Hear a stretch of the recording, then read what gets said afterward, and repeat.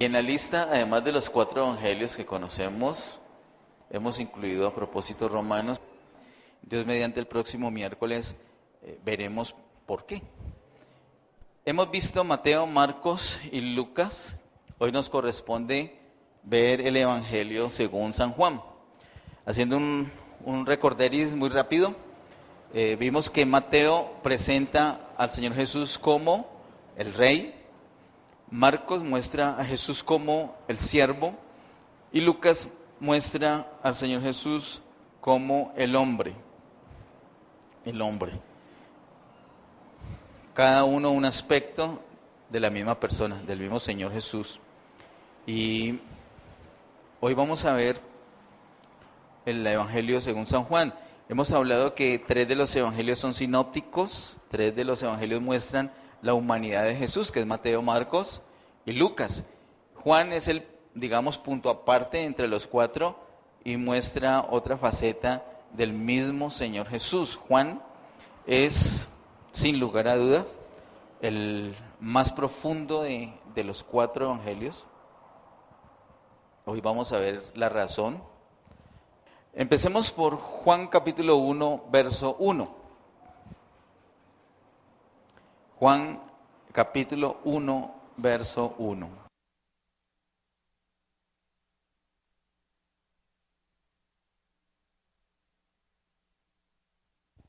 Dice en Juan capítulo 1, verso 1, en el principio era el Verbo, y el Verbo era con Dios, y el Verbo era Dios. ¿Quién es ese Verbo?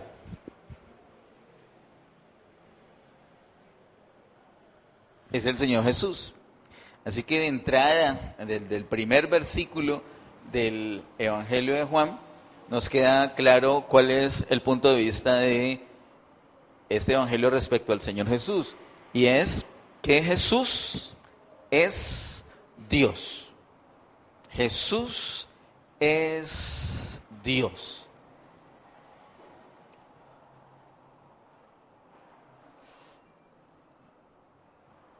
Eso es muy profundo. Juan es el evangelio más profundo porque nos muestra a Jesús como Dios. Más profundo que eso no hay absolutamente nada. Vamos a ver cómo hace Juan. No fue fácil resumirlo. Pero el capítulo 1 y además las cosas que hemos visto respecto al capítulo 2 nos ayudan a hacer este resumen. Antes de ir allá a los versos de Juan, quiero que miremos Mateo capítulo 4, verso 18 al 22. Mateo capítulo 4, verso 18 al 22.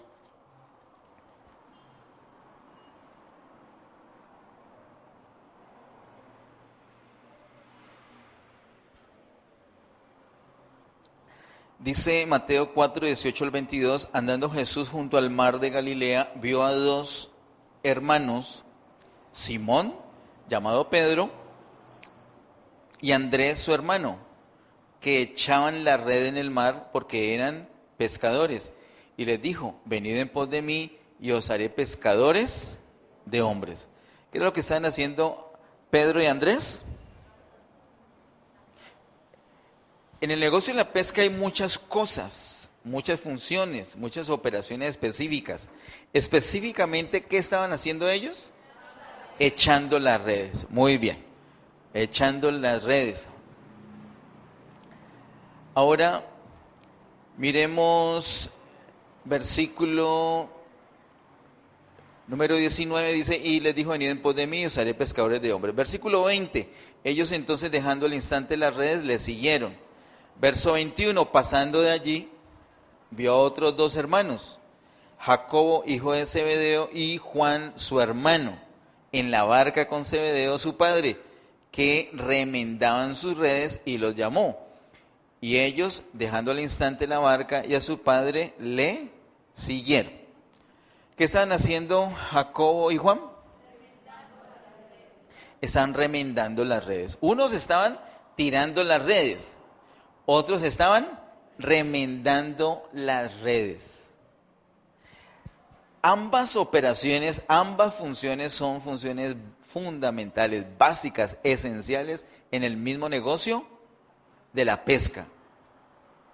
Y en la pesca de hombres, ambas operaciones, ambas funciones son esenciales. Nosotros no podemos descuidarla. Y en parte vimos desde otro punto de vista durante el tiempo de seminario ese asunto. No solamente es el dar fruto, sino que después de que está el fruto, ¿qué hay que hacer? Cuidar ese fruto. Así que el ministerio del apóstol Pedro, que estaba mencionado allí, es un ministerio netamente de echar redes. Y eso lo vemos ampliamente, vemos en el capítulo 2 de Hechos, que él fue el que echó redes, fue el pionero. Pero el ministerio del apóstol Juan es un ministerio remendador. Y eso sí que lo necesitamos.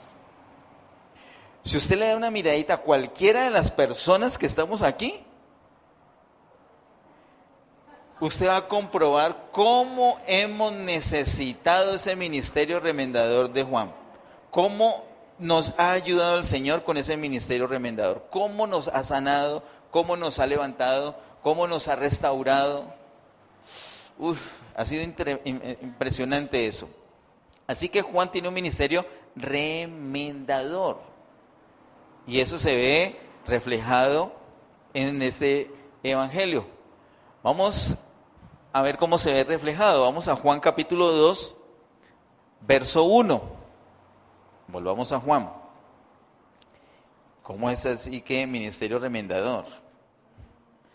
Juan capítulo 2, verso 1 dice: al tercer día se hicieron unas bodas en Caná de Galilea y estaba allí la madre de Jesús. Ese versículo 1 ya lo hemos considerado muchas veces, sobre todo si usted se ha casado recientemente. Y los que estuvieron en el pasado evento de parejas. Ese al tercer día no significa un orden de días, un conteo de días, sino que es un concepto, el concepto de operar en el poder de resurrección. El tercer día fue el que el Señor resucitó. Ese tercer día que está allí significa que lo que hace el Señor allí en el capítulo 2 lo hace en el poder de resurrección. ¿Por qué llegamos a esa conclusión? Simplemente mirando el capítulo 1 vemos cómo en varias ocasiones dice al siguiente día, al siguiente día, al siguiente día. Entonces empezando el capítulo 2 debió decir al quinto día y no al tercero. Simplemente por eso. Y luego vemos cómo efectivamente el Señor opera en el poder de resurrección. El versículo número 11, que está allí marcado en la cita, dice, Juan 2:11, este principio de señales hizo Jesús en Caná de Galilea y manifestó su gloria y sus discípulos creyeron en él.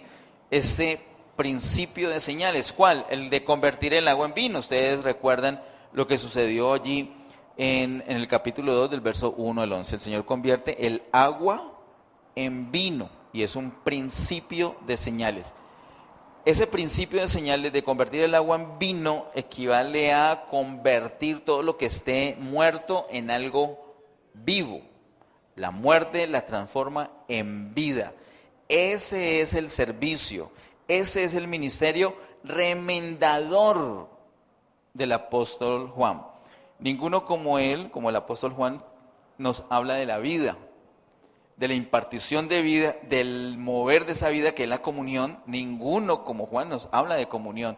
Ninguno como Juan nos habla de la necesidad de que nosotros permanezcamos en Cristo y Cristo en nosotros. Ninguno como Juan nos habla de la necesidad de amarnos entre nosotros, de la comunión entre nosotros. Ninguno como Juan nos advierte de estar separados del mundo. Ninguno como Juan.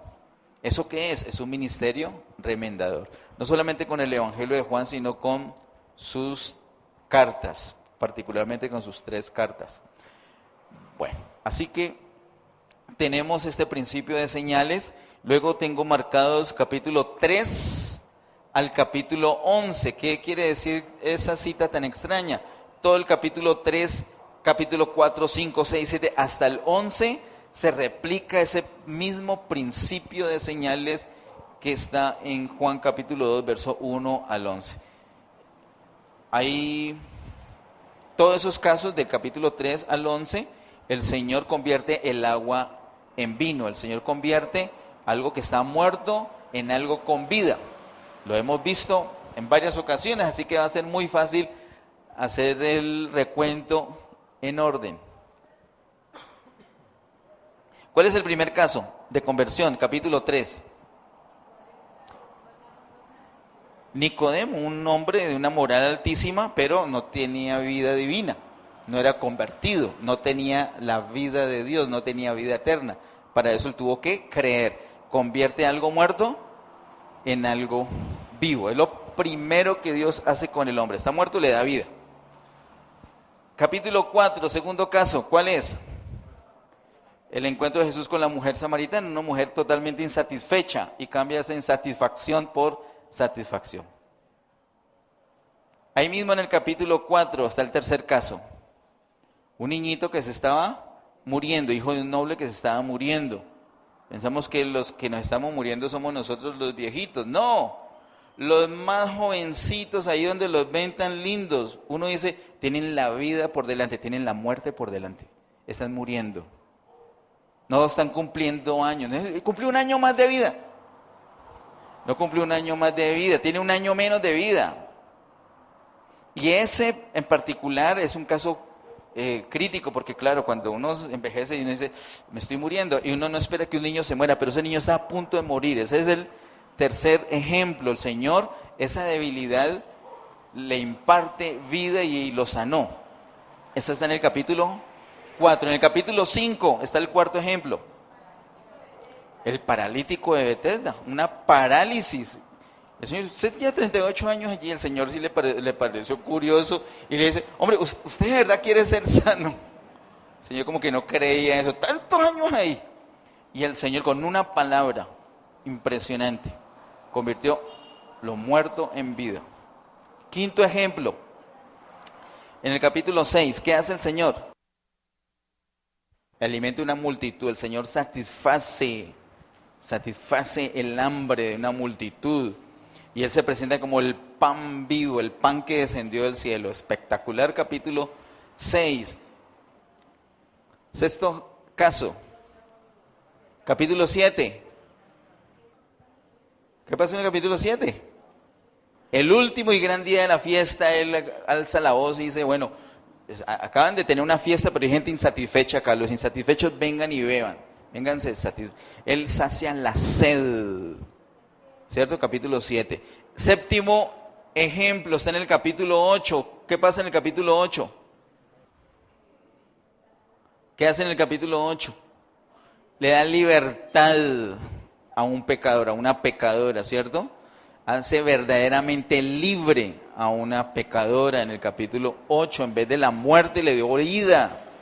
Y el octavo ejemplo está en el capítulo 9 y 10, recuerde, yo quisiera que usted recordara para toda la vida que no es en el capítulo 9, que es en el capítulo 9 y 10. Capítulo 9 y 10 está el mismo ejemplo. ¿Cuál es? Un ciego, el Señor le da vista a un ciego. Eso es convertir el agua en vino, eso es convertir lo muerto en vida, le da vista al ciego. Y el último ejemplo, el noveno ejemplo, está en el capítulo 11 de Juan y se trata de la resurrección de Lázaro. Literalmente llamó a vida lo que estaba muerto. Eso es lo último. Lo primero es darnos la vida eterna. Lo primero es que nacemos de nuevo. Es lo primero que hace con nosotros. Allá arranca nuestra vida realmente. Y lo último que hace es resucitarnos. Eso es lo que va a hacer con nosotros el Señor, resucitarnos. Quiero llamar su atención a las palabras del Señor Jesús a una de las hermanas de Lázaro, allí en el capítulo 11. Él le dijo, yo soy la resurrección y la vida. Y le dijo esas palabras y Jesús todavía no había muerto. Eso quiere decir que la resurrección no solamente es un hecho, la resurrección es una persona y se llama Jesús. Jesús es la resurrección y la vida. Y por eso, desde el capítulo 2, Él está operando en el poder de resurrección. No tenía que morir. Alguien va a decir, no, pero ¿cómo opera en el poder de resurrección si todavía no ha muerto? Es que Él es.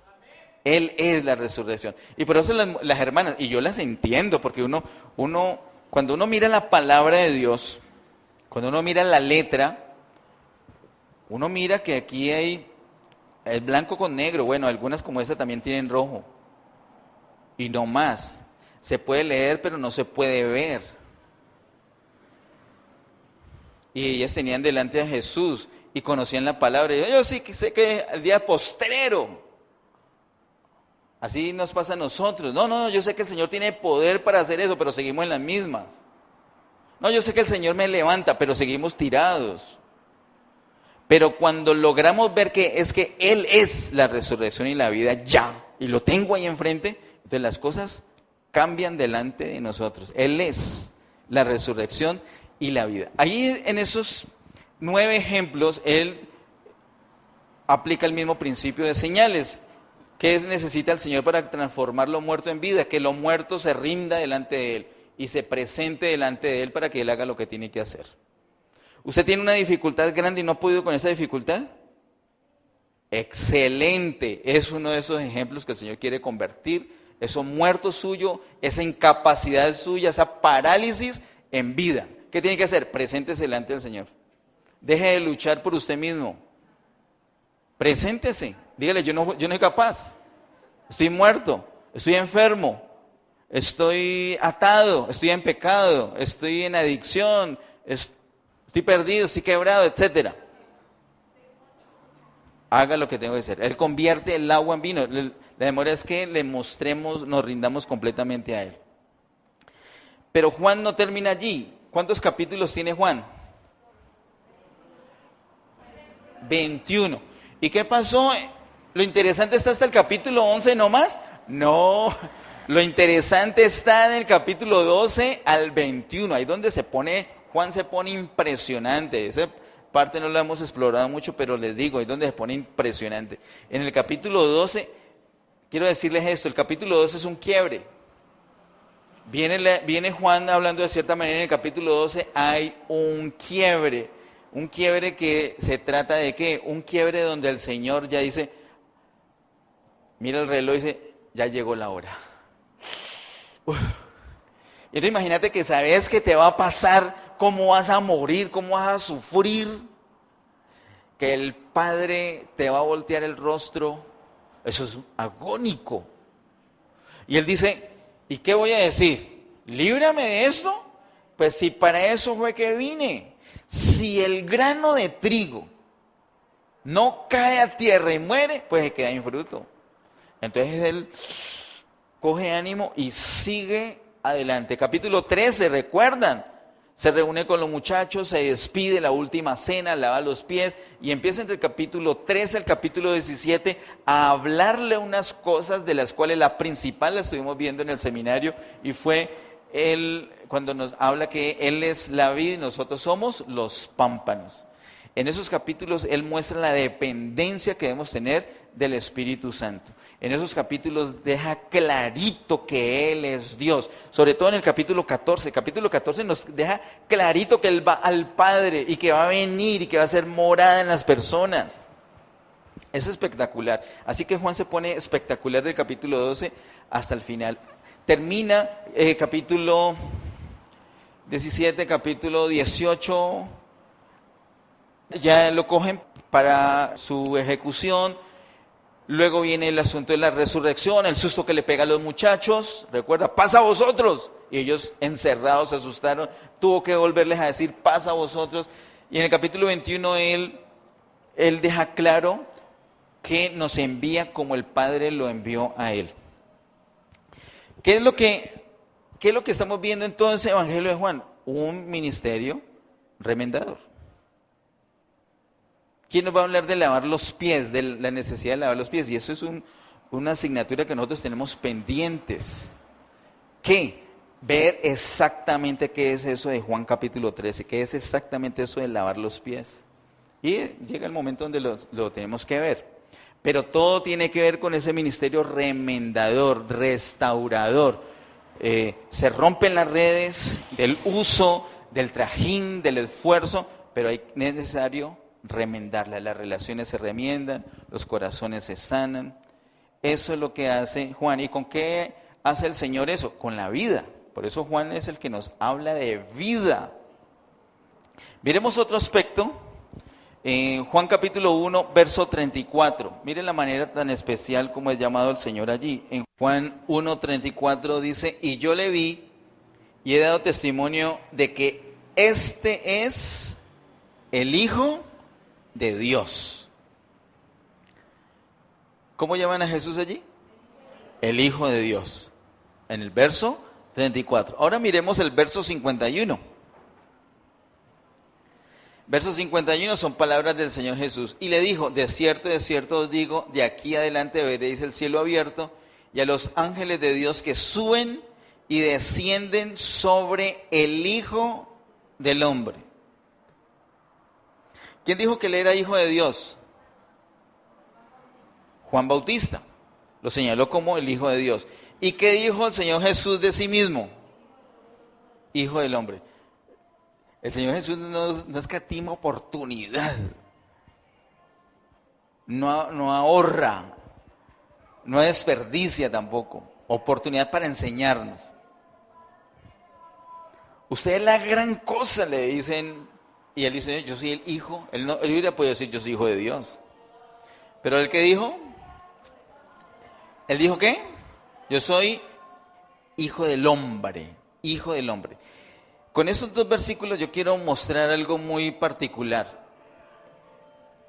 El Evangelio de Juan nos sirve como una especie de puente, lo hemos dicho en otras ocasiones, entre las dos eternidades. Mire cómo empieza diciendo, el versículo 1. En el principio era el verbo, y el verbo era con Dios, y el verbo era Dios. ¿Quién más estaba ahí en el principio? ¿Quién más estaba allí? ¿Los ángeles estaban ahí? ¿Las personas estaban ahí? ¿Quién estaba allí? ¿Solito quién estaba? Dios, no más. Ahí estaba Dios. O sea, ¿quién? Padre, Hijo y Espíritu Santo, ahí estaban. En la eternidad. Eternidad pasada, como la hemos llamado, no sé, creo que no hay otra manera de llamarla. Eternidad pasada, solamente estaba Dios. Y Jesús estaba solamente como Dios. ¿De acuerdo? ¿O como hombre también? Como Dios. Eso es muy destacable. Como Dios en la eternidad pasada. Así arranca el capítulo 1, pero ¿cómo termina el capítulo 1? En el último verso, verso 51. De aquí adelante veréis el cielo abierto y los ángeles de Dios que suben y descienden sobre, ya no dice Hijo de Dios, sobre el Hijo del Hombre. Ese último versículo nos une a la segunda eternidad, haciendo que Juan, y con solamente el capítulo 1, nos sirva de puente entre las dos eternidades, eternidad pasada y eternidad futuro. ¿Qué vamos a ver en la eternidad, en la segunda eternidad? Esa situación, de ahí en adelante, o sea, de ahí en adelante sigue algo, es una continuación de ahí en adelante. Y vamos a ver a Jesús como Hijo del Hombre. Toda la eternidad Jesús va a ser Hijo del Hombre. Mientras que en la primera eternidad solamente era Hijo de Dios. Y para que eso se dé en medio de esas dos cosas han pasado muchas cosas. ¿Y sabes dónde hay símbolos de esas cosas? En el mismo capítulo 1 de Juan. En el mismo capítulo 1 de Juan. Es muy importante que Jesús sea conocido como Hijo de Dios y que Jesús sea conocido como Hijo del Hombre. Es muy, pero muy importante. Alguna vez charlamos acá que los demonios, que Satanás y los demonios reconocen a Jesús como Hijo de Dios. Pero muéstreme alguna parte en la Biblia, algún versículo en la Biblia donde un demonio o Satanás mismo haya llamado a Jesús hijo del hombre. No hay ni uno. No hay ningún versículo donde un demonio llame a Jesús hijo del hombre. No hay. Le tienes miedo a eso. De hecho, el espíritu anticristo niega que Jesús es el hijo del hombre. Niega que Jesús es Dios hecho hombre. Niega la encarnación de Jesús. El espíritu anticristo. Los demonios confiesan que Jesús es el hijo de Dios. ¡Ay! Jesús ha venido, hijo de Dios, del Altísimo, ha venido a atormentarnos. Pero nunca le dicen hijo del hombre. Recuerden la tentación cuando Jesús fue llevado al desierto a ser tentado por el diablo. ¿Qué es lo primero que le dice el diablo al Señor Jesús? ¿Si tú eres hijo del hombre? No. No es capaz, se deshace el diablo pronunciando esa palabra. Le dice, si eres hijo de Dios. Y el Señor, nosotros tenemos que saber cómo responderle al diablo. No nos pongamos a bochinchear no vamos a ver la de Eva. Ay, ven, se le provoca un tintico, diablo. No, ¿cómo es que tintico? Póngalo en su sitio. El diablo le dice a Jesús, si eres hijo de Dios, di que estas piedras se conviertan en pan. ¿Y qué le contesta al Señor Jesús? Escrito está, ¿qué le contesta? No solo de pan vivirá ¿quién? ¡Oh! Lo noqueó. No solo de pan vivirá ¿quién? El hombre. Él, Jesús como hombre, tenía que derrotar al diablo en el desierto. Y ese fue el primer gancho de derecha que le mandó. No solo de pan vivirá el hombre. Yo creo que se lo vocalizó así, hombre le dijo. Le quedó clarito a él. Ojo con esto, ¿no? Él en la eternidad pasada hijo de Dios, pero él por la eternidad futura siempre será hijo de hombre. Y en la mitad hay un proceso. En la mitad han pasado cosas que son explicadas allí. En el versículo 17 hay algo muy particular. Juan 1:17 dice, pues la ley por medio de Moisés fue dada, pero la gracia y la verdad vinieron por medio de Jesucristo. Este versículo es uno de los versos más poderosos de todo el Nuevo Testamento. ¿Qué vino por Moisés? La ley. ¿Qué más?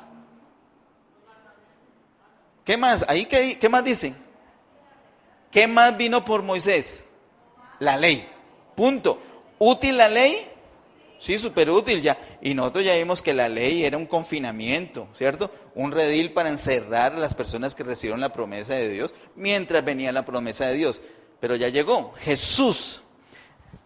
Ya llegó Jesús. Entonces, la ley dada por Moisés, pero la gracia, número uno, y número dos, la verdad, vinieron por el Señor Jesús, por el Señor Jesucristo.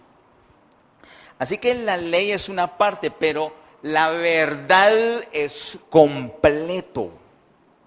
¿De acuerdo? Y eso lo vimos con Mateo capítulo 5, el Señor como completa. La ley fue dada por Moisés, pero la verdad, es decir, no es anular la ley. Es todo lo que faltaba, todo el resto. Ya después de Jesús nadie va a agregar absolutamente nada, porque Él fue el que trajo la verdad, Él trajo lo total. Y ahí no solamente lo total, sino la gracia.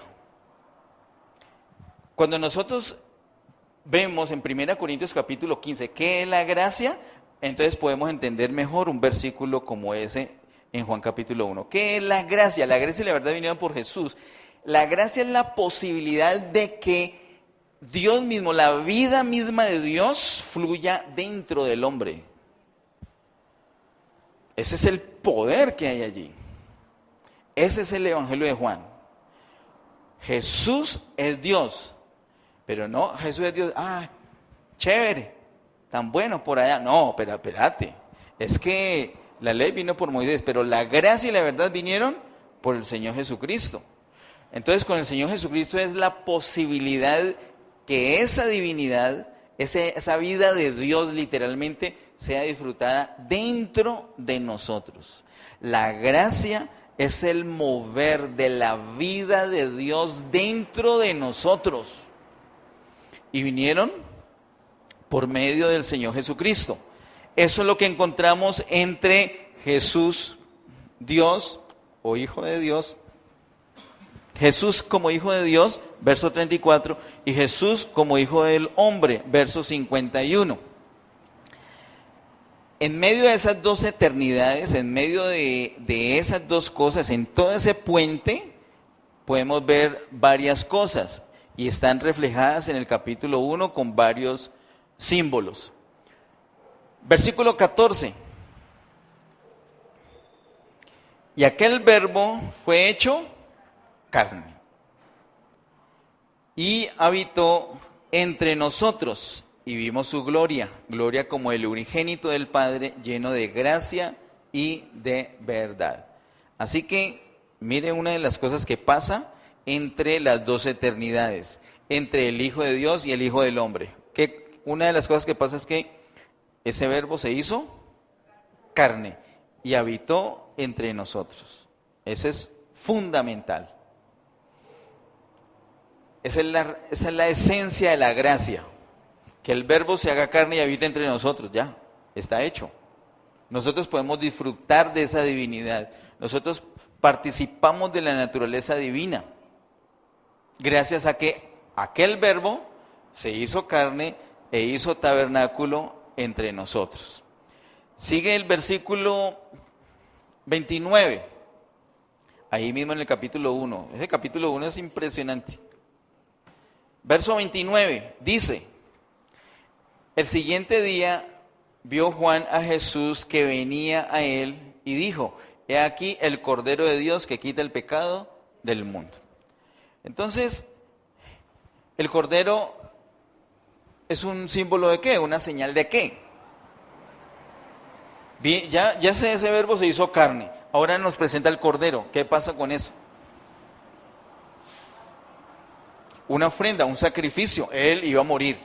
No solamente se iba a encarnar, sino que iba a morir.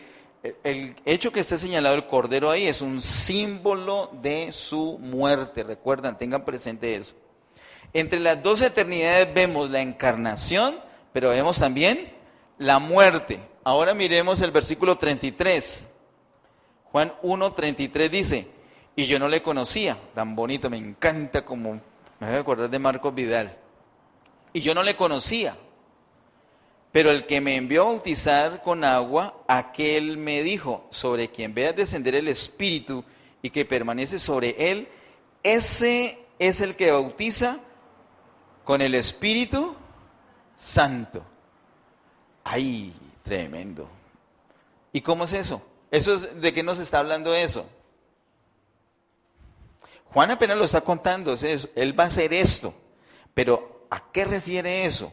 Ya, exactamente, la resurrección. Ya encarnó, tabernáculo entre nosotros, se hizo hombre, ya habló, ya puso el símbolo de la muerte, que es el Cordero. Ahora que Jesús bautice con Espíritu Santo, ¿eso cómo es posible? Eso es posible en resurrección, solamente es posible en resurrección. Es el tema de 1 Corintios capítulo 15. Ya van tres cosas: se encarnó, murió y en resurrección puede bautizar en el Espíritu. Y versículo 42, sigue el proceso, sigue varias etapas entre las dos eternidades. Verso 42 dice: y le trajo Jesús, y mirándole Jesús dijo: tú eres Simón, hijo de Jonás, tú serás llamado Cefas, que quiere decir Pedro.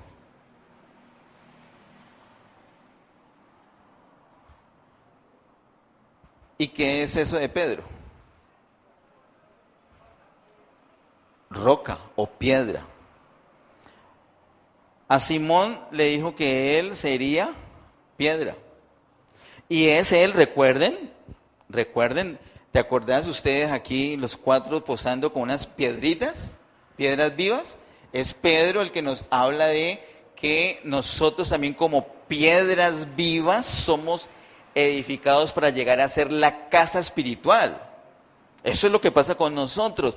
Entonces, ¿qué vemos? Primero la encarnación, luego la muerte, luego la resurrección y luego cómo se imparte en nosotros para que lleguemos a ser esas piedras con las cuales se está edificando. ¿Edificando qué? La iglesia, con miras a obtener ¿qué? La Nueva Jerusalén. Ahí están las dos eternidades. ¿Y cómo termina? Con el sueño de Jacob. ¿Qué es lo que vio Jacob en el sueño? ¿En qué capítulo de Génesis está? 28, ¿cierto? ¿Qué es lo que ve Jacob? Ve una escalera con un borde apoyado en la tierra y otro en el cielo. ¿Y quién estaba de arriba? ¿Quién estaba en las gradas, en la escalera, en la parte de arriba? Estaba el Padre Celestial. Y él se despierta todo aterrorizado. ¡Ah! Esto es casa de Dios. Y yo no sabía que Dios estaba aquí.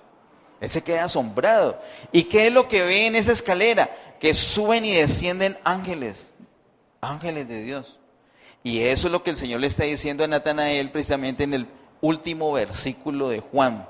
Le dice, que es la palabra que el Señor nos dio de aquí en adelante, dice verso 51, y le dijo, de cierto os digo, de aquí adelante veréis el cielo abierto y los ángeles de Dios que suben y descienden sobre el Hijo del Hombre. Lo que Jesús le está diciendo a Natanael, después de haber afirmado que era un verdadero israelita en quien no había engaño, es decir, sin duda Natanael conocía el sueño de Jacob, sin duda. Y lo que le está diciendo Jesús a Natanael, ¿te acordás de la escalera de Jacob? Sí, claro, ¿cómo no me voy a acordar? Cualquier verdadero israelita se acuerda de eso, porque es que Jacob es nuestro padre. Entonces le dice, bueno, esa escalera soy yo, mucho gusto, Jesús. ¡Wow! ¡Wow! ¡Wow! Vas a ver subir y descender sobre el Hijo del Hombre de aquí en adelante. Uy, no, tremendo. Entonces, miren la hermosura. Un solo capítulo y aruñado el capítulo 2 y a la carrera los otros de Juan. Miren, en el capítulo 1 nos podemos parquear perfectamente 2 años. En el capítulo 1. 2 años no haciendo pereza, no. Estudiando, meditando, mirando la profundidad. Es sencillamente espectacular. Lo de Juan 14. Lo de Juan 14 no es exageradamente profundo. En la casa de mi Padre muchas moradas hay. Entonces nos habla cómo el que es obediente a la palabra vendrá a él y hará morada en él. Y luego en el siguiente capítulo nos habla de esa vida rebosante para dar fruto. No, por favor. Y en el capítulo 16, cómo se manifiesta el mundo convenciéndolo de juicio, pecado y justicia. Sin palabras nos deja el Evangelio de Juan. Les invito a que volvamos a leer esos 4 evangelios. Les confieso que cuando vimos el primero, Mateo, yo quedé otra vez re enamorado de Mateo. Pero cuando vimos Marcos, quedé enamorado de Marcos. Y hasta ayer venía enamorado de Lucas. Pero hoy, ¿cómo no enamorarse de Juan? Sinceramente. Y lo más tremendo es que les invito para el próximo miércoles, si el Señor lo permite, que miremos por qué hemos colocado Romanos como si fuera uno de los evangelios. Muy seguramente que algunos se van a enamorar de la carta a los romanos. Pero por lo pronto oremos, dándole gracias al Señor por lo que ha hecho, reconociendo al Señor Jesús como lo que Él es, Dios.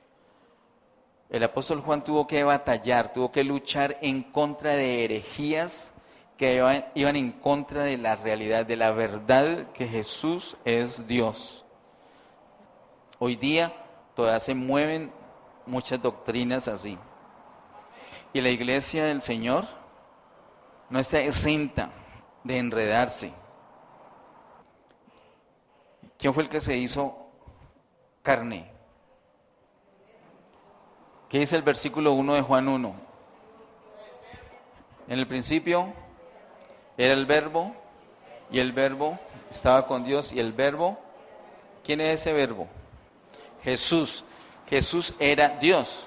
O sea que Jesús era Dios. ¿Y quién fue el que se hizo carne? Dios. O sea, ese Jesús que era Dios. Nosotros no podemos pensar que es que estaba el Padre, el Hijo, y se soltó el Hijo para hacerse carne. Dios es el que se hace carne. Entonces, en Él estaba el Padre, el Hijo y el Espíritu Santo. Si no, eso es una dificultad, y los que escuchen, aquí de pronto es más sencillo, pero los que escuchen esto luego en internet, así, no, ahí sí este señor se voló. Este señor sí, ahí la embarró. Hubiera dicho amén y hubiera terminado ya. Pero cuando llegan a 1 Corintios 15:45 y leen que en resurrección el Señor Jesús vino a ser espíritu vivificante, no lo pueden entender nunca. ¿Por qué? Porque cogen a Jesús y cogen al Padre y cogen al Espíritu Santo y lo aíslan. Y no se puede, Él es Dios, no se puede partir. Él es Dios. El Señor nos ayude. Padre, en el nombre de Jesús, gracias te damos por todas las cosas. Nosotros conocemos, sabemos y confesamos que Jesús es Dios. Jesús es Dios. Jesús vino en carne. Jesús es Dios hecho carne, revestido de carne, revestido de humanidad. Jesús es Dios con nosotros, Emmanuel, Dios con nosotros, es Dios vistiéndose de humanidad, es Dios participando de humanidad, y luego en resurrección es el hombre participando de divinidad. Jesús es el que permite que Dios venga al hombre, y el mismo Jesús es el que luego permite que el hombre vaya a Dios. Y por eso es que Juan nos habla de la necesidad de permanecer en Él y Él en nosotros. Es una morada mutua, nosotros en Él y Él en nosotros. Padre, en el nombre de Jesús, ayúdenos a entender, ayúdenos a disfrutarlo, ayúdenos, no es complejo, simplemente ayúdenos a creer lo que está escrito y a guiarnos por lo que está escrito. Ayúdenos a ocuparnos en las operaciones, en los hábitos propios para permanecer, y de ahí en adelante tú nos vas a llevar, tú vas a hacer esa morada, esa habitación en nosotros y nosotros en ti, y te podemos disfrutar. Gracias, Señor, porque Jesús es Dios. Gracias porque está en nosotros y podemos nosotros participar de esa naturaleza divina. No hay diablo, no hay demonio, no hay enemigo que pueda contra el que está en nosotros, pues es mayor que todos, y por esa razón, por esa realidad, por esa verdad que muestra el Evangelio de Juan, en el nombre de Jesús, yo reprendo todo espíritu del diablo que ha venido, que ha sido enviado para dañar las personas, para dañar los hogares, para dañar las vidas que el Señor quiere construir. Los reprendo, los desautorizo sobre la vida de los presentes, sobre las familias de los presentes, sobre la descendencia de los aquí presentes, en el nombre de Jesús. En el nombre de Jesús. Y aprovechando la palabra de Juan, capítulo 1, verso 51, digo lo que tú nos has dado desde el año pasado: de aquí adelante veréis el cielo abierto. Oro, Señor, para que todos nosotros que estamos acá, más la iglesia que hoy no nos acompañó, el resto de hermanos que no estuvieron acá, todas las familias puedan disfrutar de una manifestación de cielo abierto. que puedan establecer en el lugar donde viven, donde trabajan, donde estudian, donde se mueven, puedan establecer un punto de contacto directo, cielo-tierra, y puedan ver tu gloria, y puedan ver tu mover, ángeles descender y ascender por esa escalera. En el nombre de Jesús, un ambiente de gloria absorbiendo todos los fenómenos naturales, toda debilidad, toda muerte, toda duda, toda contaminación.